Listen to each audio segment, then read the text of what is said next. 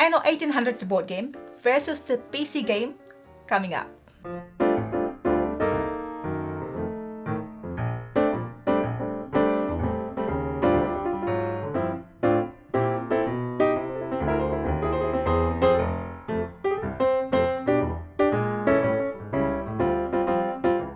Hi, it's Tarrant. And Stella from Meeple University. So today we are going to make a little bit different video. We are going to talk about the board game Anno 1800, but particularly me, I'm going to talk a little bit more about the PC game because I have played Anno 1800 PC games, very popular, which this board game is, I believe, is taken from the PC game, based on the PC game. Yeah, so the Anno series of PC games, little civilization building games, sort of industrial civilizations.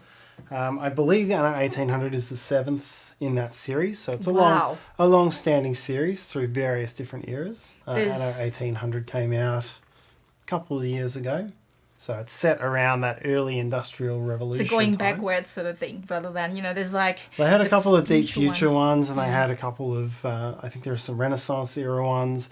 So this is 1800, early industrial revolution. And yes, they've taken that sort of free-form open civilization building style of game and put it into this board game. So in this video, we are not going to talk about more the overview of Anno 1800. If you do want to watch that, we have another video with our review and overview of Anno 1800 the board game. In this video, just comparison. And if you really want to know even more of Anno 1800 the board game, we have how to play video. I'll link it in the description below. So, Tarrant, you haven't played it. Have you played any civilization games? Online civilization, not so much. I've played City Skylines? I played City Skylines a little bit. And back in the old days, I played a bit of Transport Tycoon. Those are probably the two games I've played that are your big open map. Did you play freeform sort of thing? Did you play Goat Sim? No, that's a different one. That's a different type. That's just a goat running around headbutting things. So I play like Warcraft, Star Wars, not World of Warcraft, because I try to stop myself from playing that. It's going to take a lot of my time. Yeah. And then less and less I play PC games now, the board games. So I play Anno 1800, the PC games, so probably not as much as some of you out there already.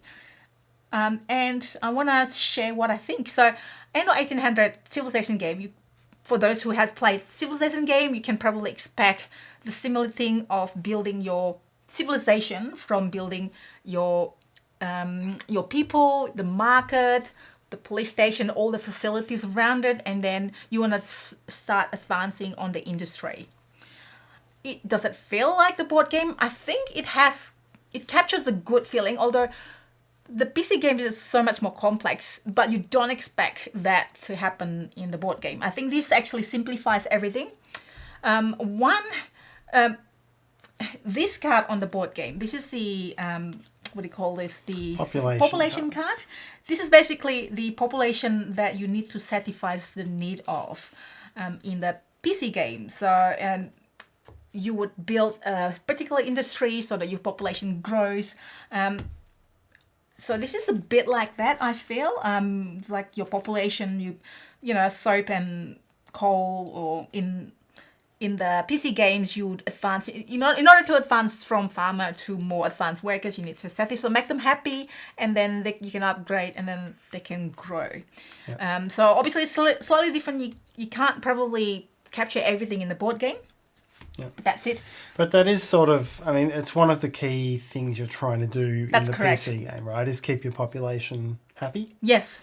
So you have to grow. And that's really your main way of getting points in this game as well, is each population has its own couple of resources that it wants, and when you satisfy that, you will unlock that population's points. So it's all about getting the population and then satisfying their needs with industry. That's correct. And the advanced one needs more and then more and more things. You do need to build this in the PC game. You need to build the industry. You need the correct goods. And the correct amount of workers, which represents on the board game as well. Like this one, you need wood. It's actually skipping the forestry, which is fine. So all of a sudden there's wood here. Got to start somewhere. Yeah. And then there's wheat, potato makes snaps. What's the snaps over there? Over there. Yeah. So there's a snaps as well. It's one of the basic thing that you do earlier in your civilizations. I feel the difference is that money. So money, I think in a PC game, money actually plays more part rather than here. In here, you can utilize it to make your workers more efficient. Yeah. But money in there, you needed everything to build building, like maintenance money. You don't play your games right, you can probably runs out of money. You have to do quests as well to be able to earn money. You can sell ships in the PC games to earn money, which you can't actually do in here. Which I think it's got to be a good thing, right? I mean, a board game with endless microtransactions is just frustrating. It's right. It's what I don't like about Monopoly. That's fair. But it does have the exploring new world as well, because in the PC game, there are times where you can't get certain resources, like the land is not fertile. It's like fertile enough to make red pepper, for example. There's not red pepper in here. So therefore, in the board game, there's exploring the new world and then getting the resources that you usually can't get over here. You can trade with others. In the PC game, there's a trade route agreement where you can start trading, also earning money, and that's actually captured well, similarly in the board game. Yeah, the trade is a critical part of this game. You need to know what industries your opponents have made because you are going to be trading with them because you can't build everything, and there's not enough tiles for you to build everything. If you can pass me that card, please. So, Quest is... I don't know how you play it. Quest is quite a major part at times. Like, you want to do diplomacy with others and trades and get more money. And this is probably the one that could represent that as an endgame objective. It's not really a quest, sorry. It is a... what is it? It is an objective in the board game. They're objectives, and they'll give you extra points for certain types of things. Yeah, which is... That's how it works with board games as a part of things. And the other thing is, this actually landed two different scenarios of the PC game. So what's your scenario? You need to do this. Okay, so you aim to a certain direction on the board game by looking at these objective cards, which, as you say earlier in the other video, that it drives you towards certain strategy. Yeah. And in the PC game where you draft certain strategies in there. So these I look everything's look familiar. All the icons are lifted straight from Anno 1800. It's the same art. Yep. Quite easy to play, I think. Obviously there's a learning curve. I went bankrupt on my first game because I didn't know how to manage my money. I was like, oh yeah, I can just build this, but then went bankrupt. That was the solo game, by the way. So it's easy solo game. Unfortunately, this one does not have solo variants. I think so does with other Martin Wallace's game. I don't remember any with solo. Maybe there are, maybe not. Maybe it's a fan base. So yeah, it does have that feeling of upgrading and then these populations as well. You need to satisfy the need, and that's really hard sometimes because it's easy to build, but then, and then you have to balance it. You need this many workers to work in this so that you can produce enough goods to satisfy this population. But then when you have set goods and then, oh no, and then you need more population to actually, it's kind of like the same thing, like you need workers. You need workers to actually activate the industry. You can also expand, you can explore new world, old world.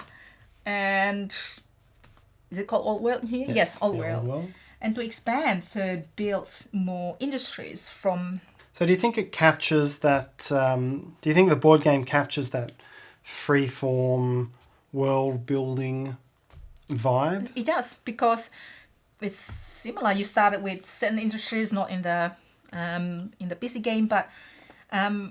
this helps you with, telling you what basically you need with a pre-printed industry. Yeah.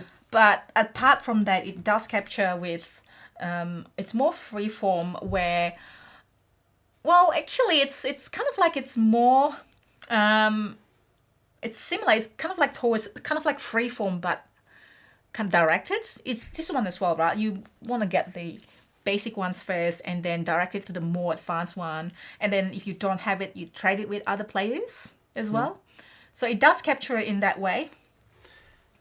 Yeah, I reckon it would be...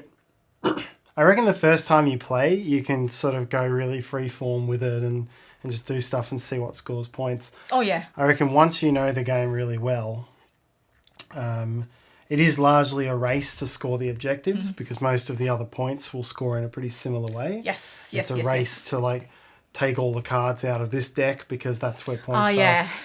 I don't know if high-level multiplayer online Anno 1800 PC game is like that. It probably is. Yeah, I probably haven't played as much as I want to.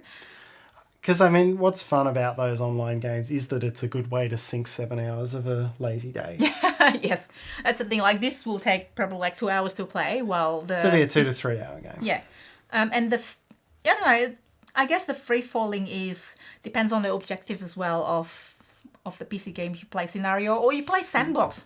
Obviously, you start with sandbox probably at the start. You just want to see what's going on, just learning the ins and outs of the game. So I do like to play sandbox because it's like Sims as well, the Sims video games and that sort of thing. And sandbox is that style. It just lets you have fun building something.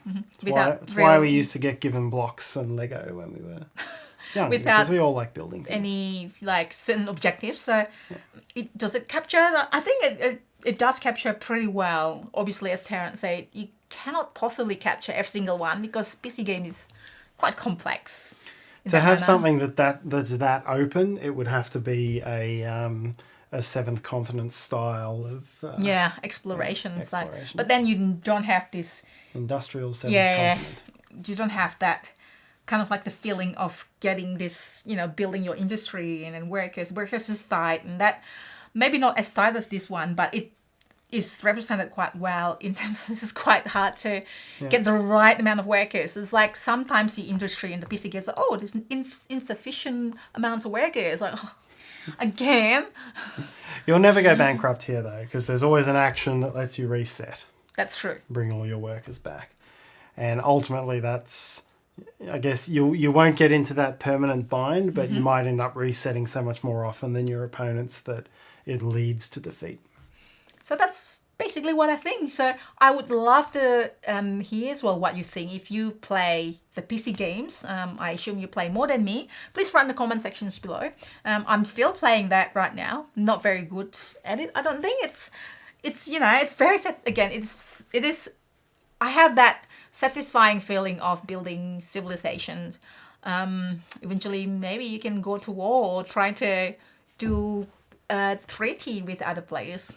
So let us know in the comment sections below. And thank you so much for watching. If you somewhat find this video useful, please hit that like button and please consider subscribing to us. That will be really helpful. You can also hit the Meeple in the corner there. Not Tarrant's head, but in the corner. What? To help us. Hitting my head now. No! But they can like click the head, nothing happens. Anyways, I'm also on social media. I hope someone clicked at that moment. Just to see. Oh yeah, okay. Instagram for my board games journey. So hopefully I'll see you there as well. And we will see you in our next videos. Bye.